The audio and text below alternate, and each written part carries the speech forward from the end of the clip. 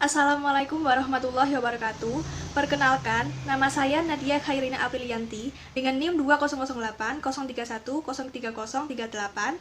Di sini saya akan mempresentasikan hasil kerja saya, yaitu menganalisis implementasi manajemen PT Sinar Sosro.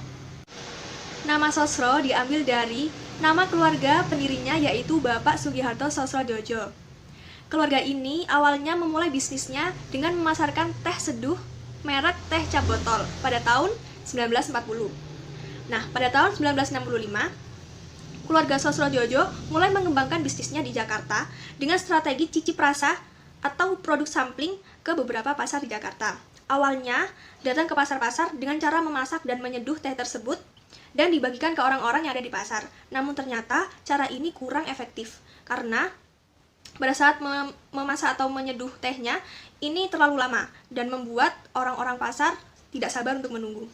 Lalu, cara yang kedua yaitu dengan langsung membawa teh dari pabrik yang dimasukkan ke dalam panci-panci besar dan dibawa melalui mobil bak terbuka.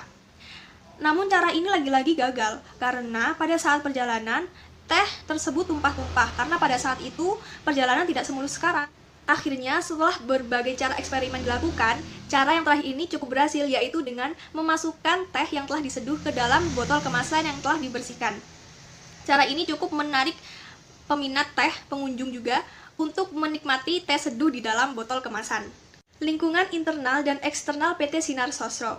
Lingkungan internal terdiri dari yang pertama ada bidang pemasaran, mengacu pada targeting, segmentation, positioning, dan bauran pemasaran. Yang kedua ada distribusi perusahaan, dimulai dari pabrik, distributor, dikirim ke dister, subdister, reseller, dan yang terakhir adalah konsumen. Yang ketiga ada penelitian dan pengembangan, yang berfokus pada pengembangan produk dan peningkatan kualitas produk. Yang keempat ada produksi dan operasi, di mana proses produksinya menggunakan alat canggih dari Jerman. Yang kelima ada sumber daya internal, terdiri dari analisis SWOT, analisis rantai nilai, dan pandangan berbasis sumber daya. Analisis SWOT dari PT Sinar Sosro. Yang pertama ada kekuatan atau strength. Kekuatannya dari segi eksternal, yaitu produk ini telah dikenal oleh banyak orang sehingga memiliki jaringan yang luas oleh semua kalangan. Dari segi internalnya, sistem pengendaliannya cukup bagus dan cash flow, lalu menggunakan bahan baku alami, harganya cukup terjangkau, dan sistem pengolahannya menggunakan mesin canggih dari Jerman sehingga kualitasnya bagus dan aman terjaga. Strength opportunity-nya yaitu dengan meningkatkan inovasi-inovasi melalui peningkatan varian rasa dari teh, lalu meningkatkan kerjasama dengan pihak luar. Kelemahan dari PT Sinar Sosro yaitu yang pertama, proses penjualannya tidak bisa ditargetkan secara spesifik karena pesaing semakin bermunculan. Dan yang kedua, serasa menjadi brand kuno sehingga kurang gencar dalam melakukan promosi. Yang ketiga, sedikitnya varian produk karena hanya berfokus pada minuman. Lalu bagaimana WO strateginya? Yaitu dengan memodifikasi produk teh Sosro menjadi minuman kekinian, yaitu dengan menambah varian rasa, menambah topi yang cocok, dan bisa menarik perhatian konsumen zaman now. Yang selanjutnya ada peluang.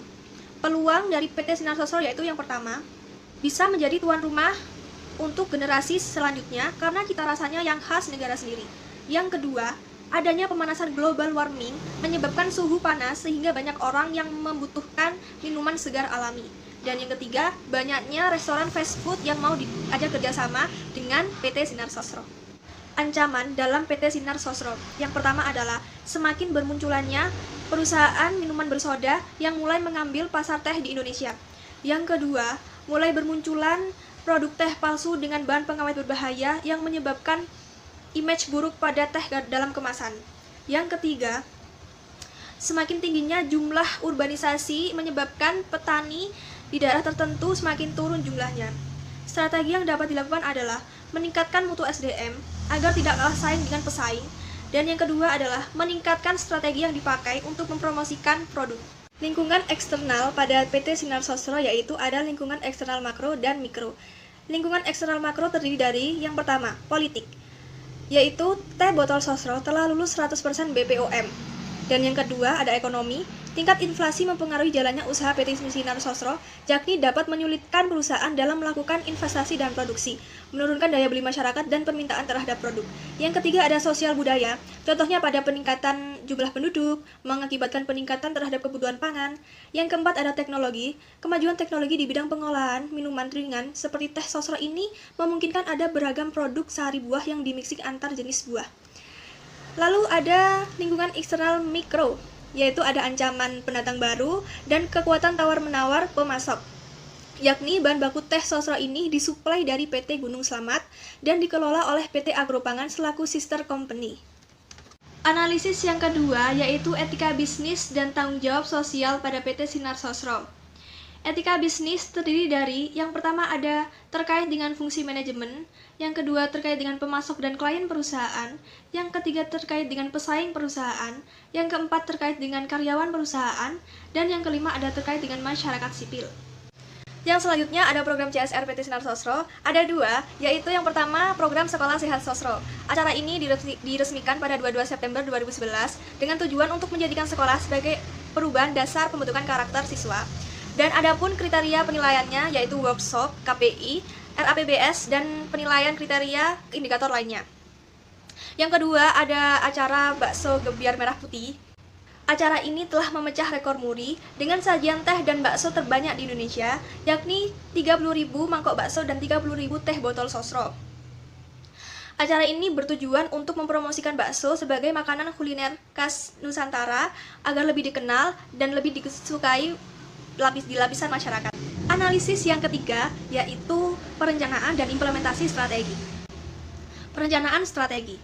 Pada awal produk ini ditargetkan, PT Sinar Sosro sudah menyadari bahwa segmen konsumen menginginkan hadirnya minuman penghilang dahaga pada saat di perjalanan dan ditemukan di kios-kios terdekat. Apalagi minuman tersebut dalam keadaan dingin dan diletakkan di box-box es. Menyegarkan bukan? Ada 3 perencanaan strategi pada PT Sinar Sosro. Yang pertama, ada segmentasi produk. Segmentasi produk pada PT Sosro semakin kuat, ya memang karena jaringan distribusinya sudah sangat kuat sampai pemasok. Yang kedua, ada targeting. Sudah jelas bahwa targetnya yaitu orang-orang pencinta teh, apalagi teh dalam keadaan di botol, dan supir, ada pejalan kaki, dan mereka-mereka yang kerjanya melelahkan itu pasti akan menjadi targetnya PT Sinar Sosro. Yang ketiga, ada positioning. Positioning pada PT Sinar Sosro mengedukasi masyarakat agar tidak merasa aneh dengan teh dalam kemasan botol, karena pada awalnya masyarakat Indonesia itu lebih terbiasa pada sajian teh dengan keadaan yang panas, tidak dalam keadaan botol. Dan yang kedua, ada implementasi strategi. Pada implementasi strategi ini hanya ada satu, yaitu market driven strategi Sosro. Pada market driven strategi Sosro, dasar pemikiran utama yang paling penting yaitu menjadikan pasar dan konsumen sebagai titik awal memformulasikan strategi. Analisis yang keempat, ada penetapan tujuan dan pengambilan keputusan PT Sinar Sosro. Yang pertama, ada penetapan tujuan. Penetapan tujuan PT Sinar Sosro meliputi mengembangkan jalur distribusi, meningkatkan efektivitas sistem pola kerja karyawan perusahaan. Yang ketiga, ada meningkatkan efektivitas dan efisiensi biaya. Yang keempat, ada meningkatkan dan mengendalikan pencapaian target. Dan yang terakhir, ada meningkatkan profitabilitas.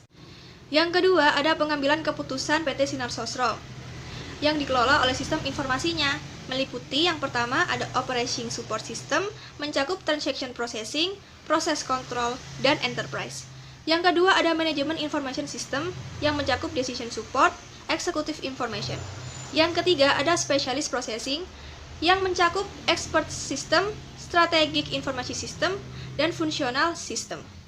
Analisis yang kelima yaitu pengorganisasian dan struktur organisasi PT Sinar Sosro di Jawa Barat. Penjelasan dan penggambarannya sebagai berikut. Uraian tugas dari masing-masing divisi yang tertera di struktur organisasinya, yaitu yang pertama Direktur Operasional, bertanggung jawab melaksanakan dan mengawasi segala bentuk operasional perusahaan. Yang kedua ada Vice General Manager, bertanggung jawab merencanakan, mengkoordinir, dan menganalisis setiap aktivitas bisnis perusahaan. Yang ketiga ada Sekretaris General Manager, bertanggung jawab membantu tugas General Manager, menyusun agenda dan menyiapkan berbagai laporan-laporan penting perusahaan. Yang keempat, ada area Sales Manager, bertanggung jawab mengkoordinir dan mengevaluasi penjualan berdasarkan wilayah. Yang kelima ada Sales Promotion Manager, bertanggung jawab merencanakan kegiatan promosi dan peningkatan penjualan guna menjadikan Sosro tetap menjadi pilihan utama konsumen. Yang keenam ada area Field Manager, bertanggung jawab berkontribusi dalam pencapaian target penjualan perusahaan. Yang ketujuh ada Personal dan General Affairs Manager, bertanggung jawab mengelola SDM perusahaan peserta berkoordinasi dengan pihak internal dan eksternal juga pengadaan dan perawatan fasilitas kantor. Sekian presentasi analisis implementasi manajemen PT Sinar Sosro dari saya. Mohon maaf bila ada kurang dan salah kata. Wassalamualaikum warahmatullahi wabarakatuh.